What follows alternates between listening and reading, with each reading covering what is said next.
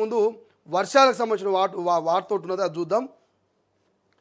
మస్తు వానలు, 3 రోజులు భారీ వర్షాలు, 50 కిలోమీటర్ల స్పీడ్తో ఈదురు గాళ్ళు, పలు జిల్లాలకు ఆరెంజ్ అలర్ట్, ప్రజలు అప్రమత్తంగా ఉండాలి, వాతావరణ శాఖ వార్నింగ్.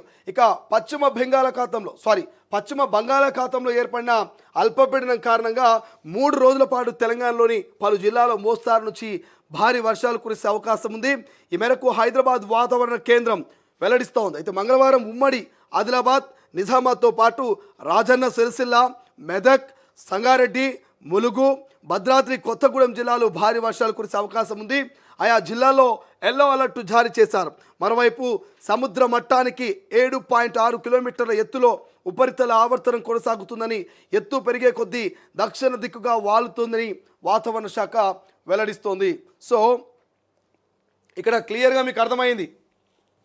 ఏమర్థమైంది ఇక్కడ క్లియర్గా అంటే 3 రోజుల పాటు భారీ వర్షాలు ఉన్నాయట.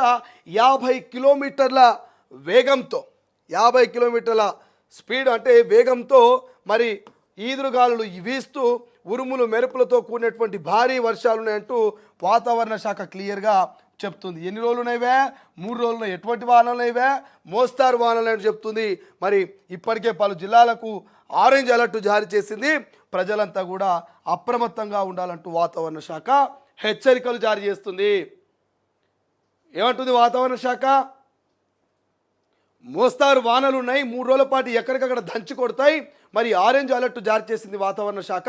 గంటకు 50 కిలోమీటర్ల వేగంతో ఈదురుగాలులు వస్తూ ఉంటాయి. ఉరుములు మెరుపులు వనగండ్లు పడ్డ ఆశ్చర్యం కలిగించేటువంటి అంశమేం కాదు. కాబట్టి తస్మా జాగ్రత్త అని హెచ్చరికలు జారీ చేస్తున్నది. రాత్రి పడ్డటువంటి వానకు ఈ యూసఫ్ కూడా బస్తీ కావచ్చు, అటు పోతే కుక్కడపల్లి కావచ్చు, ఇటు పోతే ప్రగతి నగర్ కావచ్చు, ఇటు పోతే ఎల్బీ నగర్ కావచ్చు, దిల్షుక్ నగర్ కావచ్చు, ఈ ప్రాంతాలన్నీ కూడా లోతట్టు ప్రాంతాలు కురిసిన వానకు మరి హతలాకుతలమవుతున్నటువంటి పరిస్థితి. ఎక్కడికక్కడ మరి వాటర్ అంతా కూడా స్టోరేజ్ అయ్యి కొన్ని లోతట్టు ప్రాంతాలలో ఇళ్లలోకి పోయినటువంటి సందర్భం మనం చూసినాం రాత్రి. దయచేసి తెలంగాణ ప్రజలు ఎప్పటికప్పుడు అప్రమత్తంగా ఉండండి.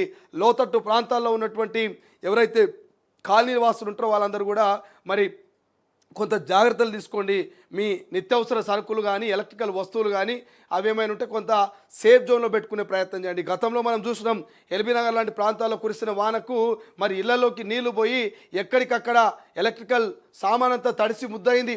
మరి వాళ్ళ డబ్బులు తడిసి ముద్దయినాయి, వాళ్ళ పప్పులు ఉప్పులు నిత్యావసర సరుకులన్నీ ఖరాబ్ అయినాయి, వాళ్ళు చదువుకున్న డాక్యుమెంట్స్ కూడా పూర్తిగా నీళ్ళల్లో కలిసిపోయినాయి. ఈ హైదరాబాద్ ఒక్కడే కాదు, గతంలో వరంగల్లో చూసినాం, భూపాలపల్లిలో చూసినాం. ఇట్లా ఎక్కడికక్కడ దంచుకొట్టినటువంటి వానలకు లోతట్టు ప్రాంతాల్లో ఉన్నటువంటి వాసనంతా కూడా మరి ముక్కు తిప్పలబడ్డరు.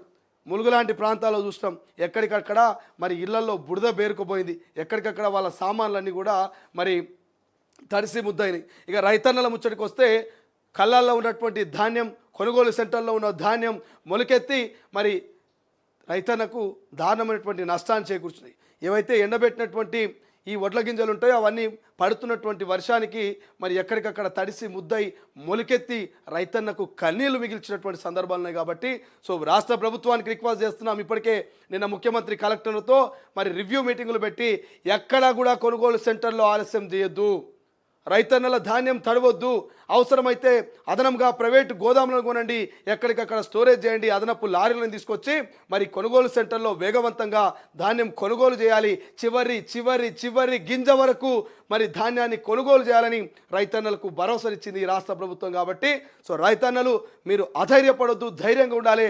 మీ గింజలకు కొంత తాడిపత్రుతో కవర్ చేస్తూ వర్షానికి తడవకుండా జాగ్రత్త తీసుకోండి. చెట్ల కింద ఉండకండి. మరి ఏ క్షణమైనా పిడుగులు పడేటువంటి అవకాశం ఉంటుంది. కాబట్టి మరి వర్షం పడే సూచన కనిపించినా, మబ్బులు కమ్ముకున్నా మరి టైంకి ఇంటికి చేరే ప్రయత్నం చేయండి. వాగులు వంకలు మరి కురుస్తున్న వానలు దాటే ప్రయత్నం చేయకండి. మరి ఎందుకంటే వరద ఉధృతి ఎక్కువ ఉంటుంది. గతంలో లారీలు, ట్రాక్టర్లు, మరి ఆటోలు, బైకులతో సహా కొట్టుకుపోయినటువంటి ఎన్నో ప్రమాదాలు మనం చూస్తున్నాం. కాబట్టి దయచేసి ఎవ్వరు కూడా పారుతున్నటువంటి వాగు కావచ్చు, పొంగుతున్నటువంటి ఈ కాలువల్ని దాటే ప్రయత్నం చేయకండి. కొంత వరద ఉధృతి తగ్గిన తర్వాత ప్రశాంతంగా దాటే ప్రయత్నం చేయండి. మాకేమవుతుందిలే అని చెప్పి బండి తీసుకొని పోతే కొట్టుకుపోయి ప్రాణాలు పోయిన సందర్భాలు ఎన్నో ఉన్నాయి. కాబట్టి వాతావరణ శాఖ హెచ్చరికలు జారీ చేసింది. దయచేసి మీరు చాలా జాగ్రత్తగా ఉండాలి. ఈ వర్షాకాలంలో దయచేసి ఎలక్ట్రికల్ పోల్ని టచ్ చేయకండి. చెట్లకుండా అసలే ఉండొద్దు. సో దయచేసి బట్టలు ఆరేసేటప్పుడు కానీ, మనం నడిచేటప్పుడు కానీ, బండిపై వెళ్ళేటప్పుడు కానీ, ఇట్లా పిల్లల్ని స్కూల్కు పంపించేటప్పుడు కానీ, ఇట్లా ఈ వర్షాకాలం మొత్తం కూడా చాలా జాగ్రత్తలు తీసుకోవాలి. లేకపోతే పెను ప్రమాదము సంభవించేటటువంటి అవకాశం ఉంది. రైట్.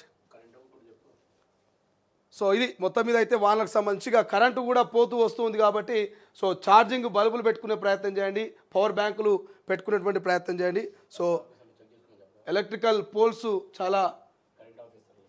చాలా జాగ్రత్తలు ఉంటాయి కాబట్టి. అండ్ దాంతోపాటు మా కెమెరామ్యాన్ చెప్తా ఉన్నాడు, ఎలక్ట్రిసిటీ డిపార్ట్మెంట్ ఎవరైతే విద్యుత్తు ఉద్యోగులు ఉంటారో వాళ్ళు దయచేసి ఈ టైంలో చాలా కీలకంగా పనిచేయాల్సినటువంటి అవసరం ఉంటుంది. ఎక్కడ చెట్లు విరిగి మరి వైర్లు తెగుతాయో తెలియదు. తెగినటువంటి వైరు ప్రమాదాలకు కారణమవుతూ ఉంటుంది, బైక్ మీద వెళ్ళే వాళ్ళకి కావచ్చు, పక్కన ఉన్నటువంటి వాళ్ళకి. కాబట్టి సో విద్యుత్తు విభాగం కూడా జర అప్రమత్తంగా ఉండాలి.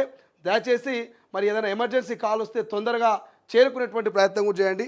సో ఇక చాలా వార్తలు ఉన్నాయి, ఈ వార్తలన్నీ కూడా చూసేటువంటి ప్రయత్నం చేద్దాం.